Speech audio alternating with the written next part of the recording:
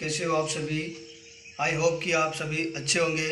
आज हम नए चैप्टर की शुरुआत कर रहे हैं जिसका नाम है जैव प्रक्रम, जिसको इंग्लिश में लाइफ प्रोसेस कहा जाता है। लाइफ प्रोसेस के अंतर्गत वो समस्त क्रियाएं आती है जिसमें सभी जीवधारी अपने जीवन यापन के लिए जो समस्त क्रियाएं करते हैं, जिससे जो कि अनुरक्षण का कार्य करती है। यानी जीवधारियों में होने वाली समस्त प्रक्रियाएं हम इस चैप्टर में लाइफ प्रोसेस में अध्ययन करेंगे।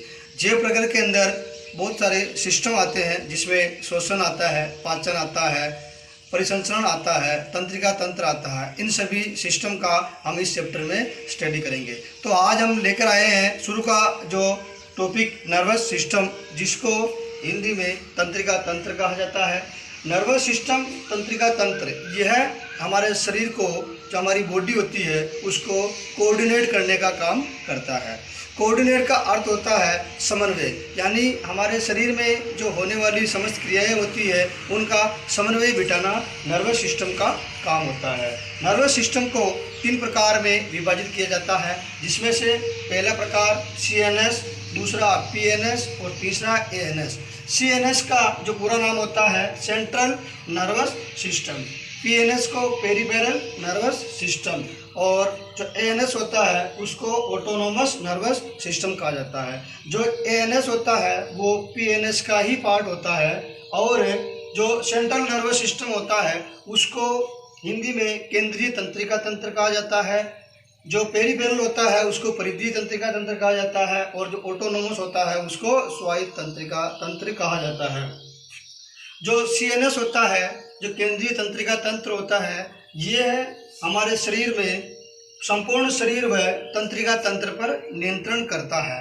और जो पेरिफेरल होता है वो है हमारे शरीर में जो संवेदी अंग होते हैं उनसे जो सूचनाएं, जो संवेदनाएं जो प्राप्त होती है उसको CNS तक पहुंचाने का कार्य जो PNS, जो पेरिफेरल नर्वस सिस्टम होता है वो करता है। और जो ऑटोनोमस होता है, स्वायत्त तंत्रिका तंत्र होता है, वो अनैच्छिक क्रियाओं पर नियंत्रण करता है। यह स्वायत्त तंत्रिका तंत्र 2 प्रकार में विभाजित किया जाता है। जो पहला प्रकार है पैरासिम्पेथिक, जिसको परानुकंपी कहा जाता है, यह हमारा शरीर में ऊर्जा संरक्षण का कार्य करता है। और दूसरा जो होता है सिंपेथिक, जिसको आपातकालीन कहा जाता है। यानी पैरासिम्पेथिक के अंतर्गत जो लार, पाचन इन आदि का श्रवण तेजी से होता जाता है, और जो आपातकालीन होती है, जो हमारे शरीर में जो अचानक होने वाली जो घटनाएं होती है उनको देखकर हमारे शरीर में लार का कम हो जाना, पाचन का कम हो जाना आदि इस सिंपैथिक तंत्रिका तंत्र के अंतर्गत आता है। और CNS के अंतर्गत जो प्रमुख अंग होते हैं वो एक तो ब्रेन होता है, यानी हमारा मस्तिष्क होता है, और दूसरा जो होता है स्पाइनल कॉर्ड। स्पाइनल कॉर्ड और ब्रेन दोनों नर्वस सिस्टम यानी सेंट्रल नर्वस सिस्टम के पार्ट होते हैं। जो PNS होता है, जो पेरिफेरल नर्वस सिस्टम होता है, उनका पार्ट तंत्रिकाएं होती है। तंत्रिकाएं आगे जाकर 2 भागों में, अब हम नर्व के बारे में स्टडी करते हैं। नर्व को तंत्रिकाएं कहा जाता है। तंत्रिकाएं को 2 प्रकार में विभाजित किया जाता है, एक तो उत्पत्ति के आधार पर और दूसरा होता है कार्य के आधार पर। जो उत्पत्ति के आधार पर, इसको भी 2 टाइप में विभाजित किया जाता है। पहला जो प्रकार होता है वो होता है इफरेंट, और दूसरा होता है एफरेंट। इफरेंट को हिंदी में कपाल तंत्रिका कहा जाता है, और एफरेंट को मेरुतंत्रिका कहा जाता है। इसमें जो इफरेंट जो होती है वो कपाल तंत्रिकाएं जो होती है, जो ब्रेन में से निकलकर अपने शरीर के ऑर्गन तक जाती है, और जो मेरुतंत्रिकाएं जो होती है वो ऑर्गन से सूचनाओं को हमारे ब्रेन तक लाती है। दूसरा जो प्रकार कार्य के आधार पर, इसमें 3 टाइप में विभाजित किया गया है, जिसमें पहला है संवेदी, जिसको इंग्लिश में सेंसरी कहा जाता है, और दूसरा होता है चालक, जिसको ड्राइव कहा जाता है, और तीसरा जो मिश्रित होता है उसको मिक्स्ड कहा जाता है। जो सेंसरी नर्व जो होती है वो संवेदी अंगों से सूचनाओं को CNS तक यानी केंद्रीय तंत्रिका तंत्र तक पहुंचाती है। जो चालक होता है इसमें इसका संवेदी का सेंसरी का उल्टा होता है, यानी CNS जो सूचनाएं होती है वो संवेदी अंगों तक आती है।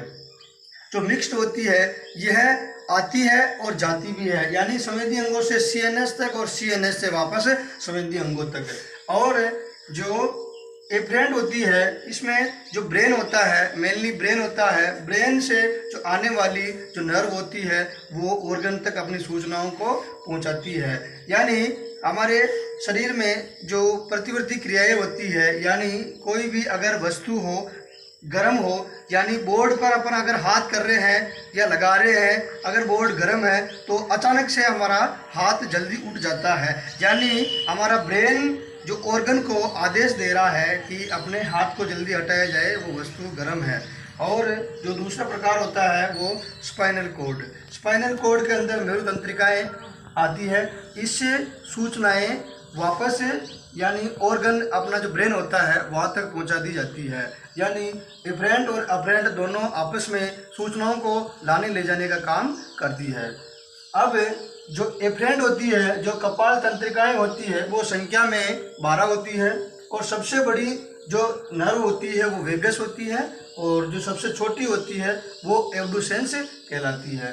एफरेंट के अंतर्गत जो संख्याएं होती है वो 31 होती है, जिसमें से सर्वाइकल होती है 8 और जो थोरेसिक होती है वो 12 और लंबर और सेक्रम दोनों 5-5 होती है और जो कोकिक्स होती है वो संख्या में 1 होती है।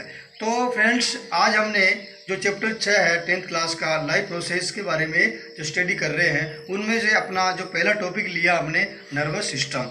नर्वस सिस्टम के अंदर अपने जो जानकारी ली है, उस जानकारी में से अगर आपको कोई भी चीज़ अगर कोई समझ में नहीं आ रही हो तो आप कमेंट में ज़रूर बताइए।